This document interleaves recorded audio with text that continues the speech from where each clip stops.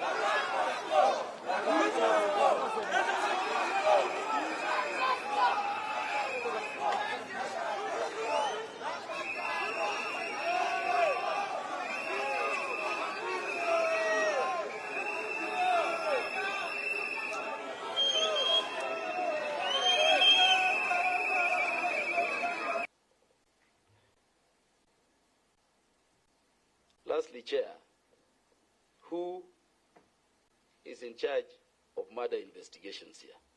Because I see two aspects of investigations going on.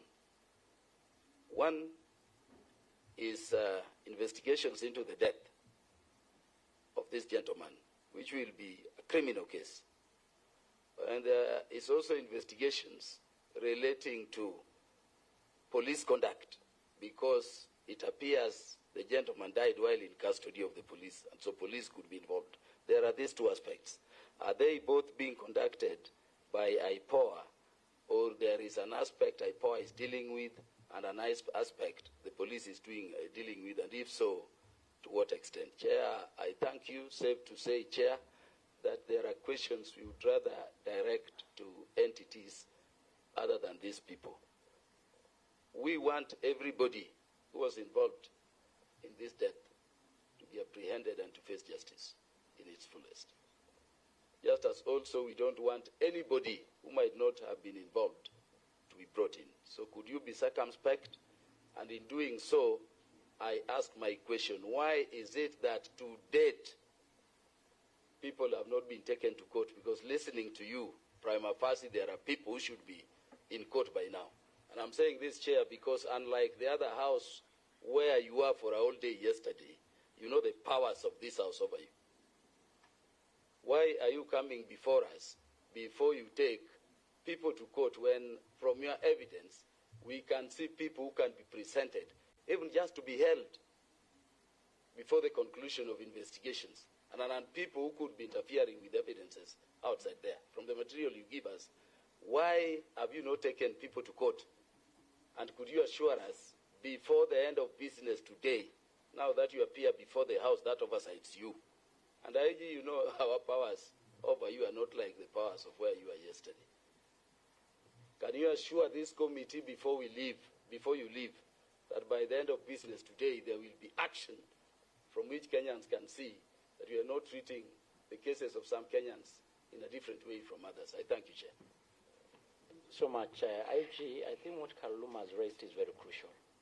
And just to put it very precisely, is that we have already a list of suspects. I think that's actually to the DCI. What holds you back from having them apprehended, presented to court, and make a plea to courts to allow you more time to conclude the investigation, lest they keep interfering with the investigation?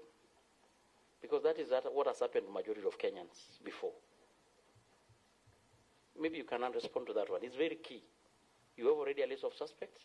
Why haven't you apprehended them, present them to court, and ask the courts to allow you time to finish investigation? Yeah, they keep having them freely moving around. They may keep interfering with investigation and cover-ups. Let's say this, Amin, I respond to that one. It's a very straightforward. Thank you very much, Honorable Chair. Like you have said, this is a fairly straightforward matter. It's not rocket science. I have my homicide detectives. The main function is to investigate matters relating to homicide. In this particular matter at hand, Honorable Chair, the Office of the Director of Public Prosecutions issued a directive directing the IPOA to investigate the matter and forward the file to his office for his further police advice. Under the circumstances, Honorable Chair, we may not conduct parallel investigations because already IPOA is investigating this matter. And as you can recall, also there was a High Court ruling giving IPOA the exclusive mandate to investigate matters relating to complaints against police. So that's why, even in some of the obvious questions, we were not comfortable answering them. And if we start our own investigations, by now we'll have been very favorable, Chair.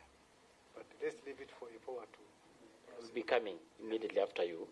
Then there was the aspect of the documentations, as asked by Honorable Kaluma.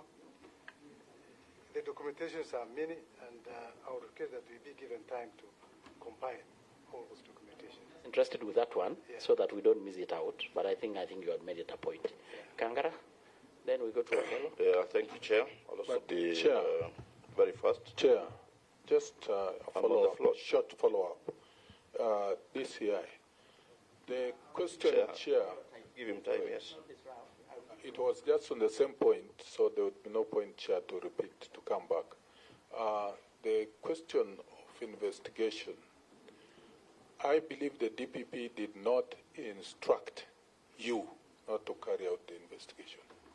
And according to the law, the National Police Service Act and the Constitution, the Constitution gives IPOA the power to initiate on its own or on direction an investigation. But at the same time, it allows even parallel investigation. And I think there are cases you can confirm which have been done on a parallel basis, especially because you have the capacity to investigate homicide. So I think that bit maybe is something that, as far as this committee is concerned, to get to the truth, it's important you use the power you have to investigate the homicide. Thank you, Honorable, for that question. We have cases in point, Honorable Chair. Before I was appointed the DCI, I was the Director, Internal Affairs Unit.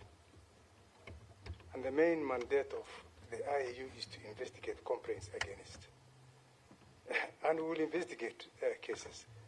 I remember I investigated a murder allegedly committed by police officers in Kisia.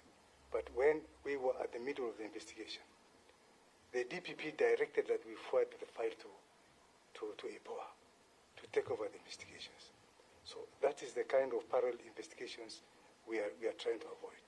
And for this particular case, it was very clear, in as much as it is a mandate, the DPP directed IPOA to investigate the matter. Thank you. Thank you. Yeah, two straight questions, Chair. One is that when Eliud Langat reported the matter to DCI, after your investigations, you arrested one Kevin Moinde, and it is Moinde now who mentioned 4 other people. Can you tell us why you decided, out of the 4 people who were arrested by Moinde, to arrest Albert Ojwang and not the other 3? Can you also tell us at what stage Kevin Moinde was released from custody?